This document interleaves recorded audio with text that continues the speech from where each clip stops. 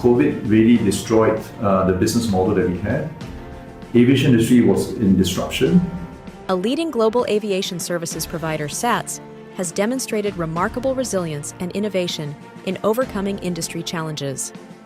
Meet the president of SATS, Mr. Kerry Mok, whose visionary leadership has propelled the company to unprecedented success.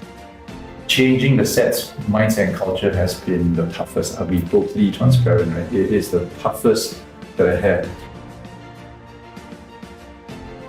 Hi, my name is Kerry Mok. I'm the president and CEO of SATS. SATS is now a global leader in air cargo handling. And we are also a leading Asian food solutions provider, particularly we're a market leader in airline catering.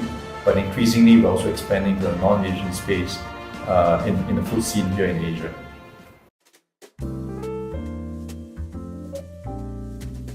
Where I am today is accumulation of what I've done in my career over the last 20 plus years.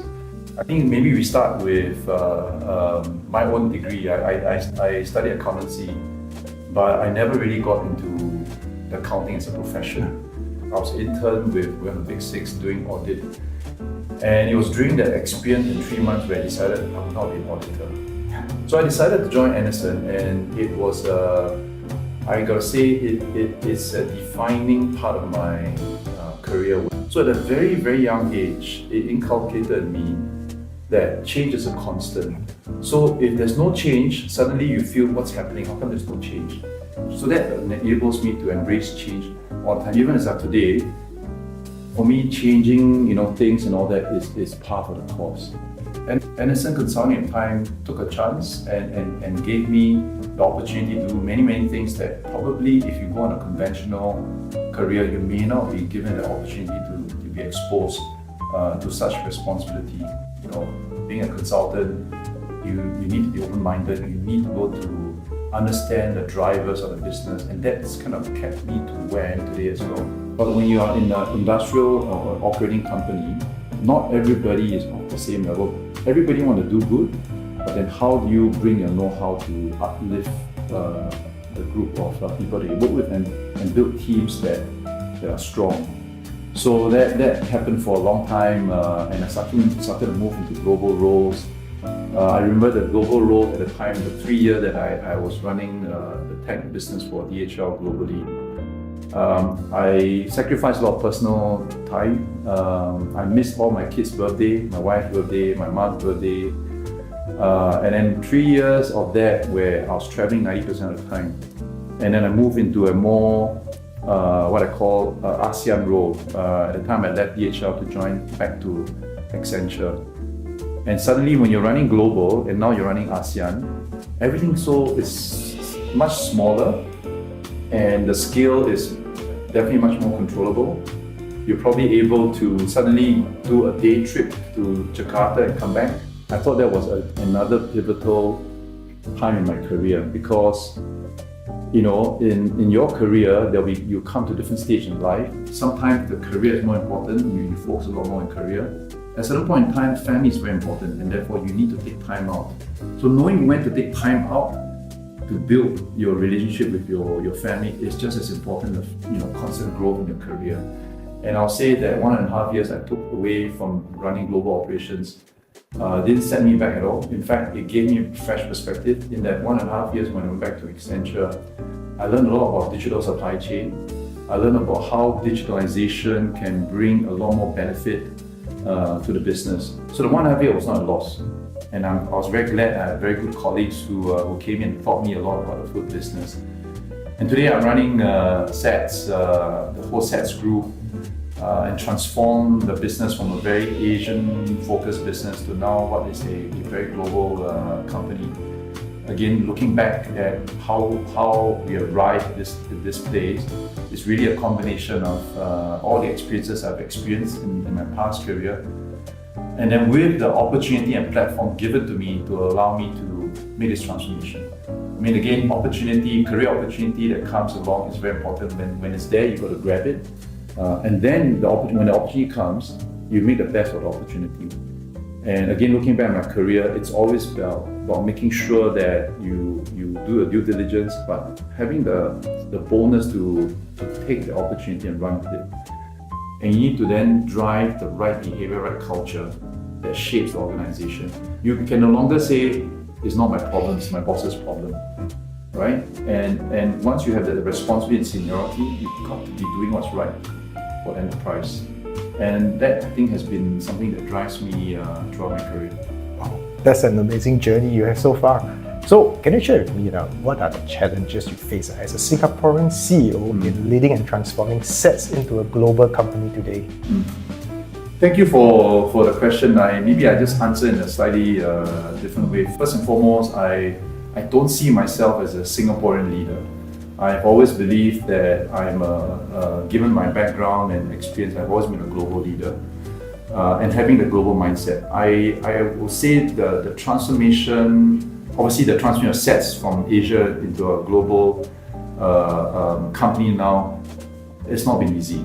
I believe that Singaporean companies can be global, and it's that conviction that drove me to where we are today. But of course, you can't do this without having teams, and it's important to rally your teams around. In all my years of running different companies, I would say changing the SATS mindset and culture has been the toughest. I'll be totally transparent, right? It is the toughest that I had. We are now a global company. I believe in the current trajectory where we are, there's a lot more confidence. Success always brings people closer. And I think that's the biggest mindset is probably the biggest challenge, right? That we're all in a privileged position. We're in a privileged position now to define what's our purpose, what's our mission, vision, what's our policy we want to set for ourselves.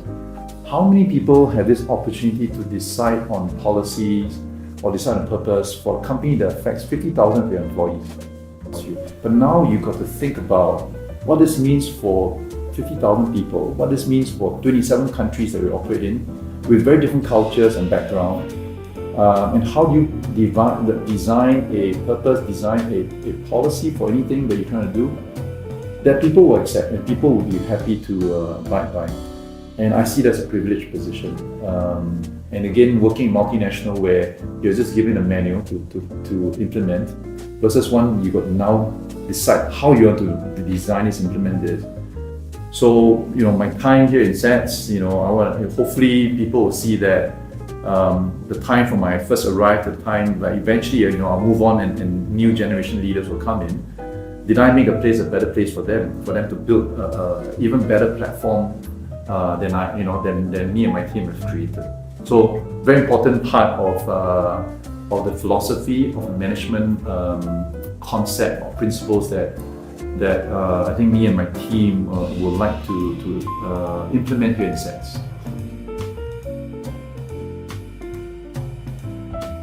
Okay, maybe I give a bit of background. I think we have been SATS has been very successful. 80% of our revenue and all that comes from Singapore. And for many of the Singapore companies, you're a large, big Singaporean company doing a very strategic service in there. Actually, it's very easy to just continue what you do because there's no need to change because you're already in a big, strong position. You're a market leader here, and therefore, why change? So when you're very successful in your organization or as an organization, why would you want to change anything that disrupts your way of life? So so of course, when we embark on this globalization move to drive growth, and rightly so, right? We have been here for 20, 30 years. You've been very successful in this model. Why change? So yeah, it's more on the fact that people can't understand why do we need to change when we have a successful model, and I think that's all very reasonable mindset. But COVID changed everything. COVID really destroyed the business model that we had. Aviation industry was in disruption. Let's just hold back. Aviation will come back eventually, and we're going to get back to our business model again. You could adopt that approach. But if you believe that change is going to be constant and there'll be more pandemics in the future that will come, then again the responsibility of you as a leader to say, what do we need to do to ensure that if something happens again in the future, the company must be in a much stronger position. Yes, in Singapore, we were given a lot of support from the government. We are very thankful to the government for supporting us. But I think we can't assume that in future, when another pandemic comes, that the government will continue to give us the same support that we used to receive. And we want to also create the same opportunity that a Singapore-based multinational can create a new future generation where they have the same experience, not necessarily with a Western multinational, but then can be with an Asian multinational that happens to be headquartered here in Singapore with very strong heritage Singapore background that I think we can then share with the rest of the world. We should be proud of what we have. We should continue to invest in making sure this place continues to be best in class. But then we should not be shy about taking this know-how to grow this and then create a very, very strong platform for the company. Again, this hopefully can attract younger talents to want to be to come in and also embark on this journey to then take us to greater heights. You know, we now have 50,000 people. Previously, we have about 17,000. Already 17,000 trying to get the same messages across to the last person that is doing the baggage handling. It is not easy because, frankly, you are so many levels down. And what more now, we have 50,000 people with 45 different nationalities, where cultures and language is very different. We got to find a better way to communicate downwards. And we should not underestimate that.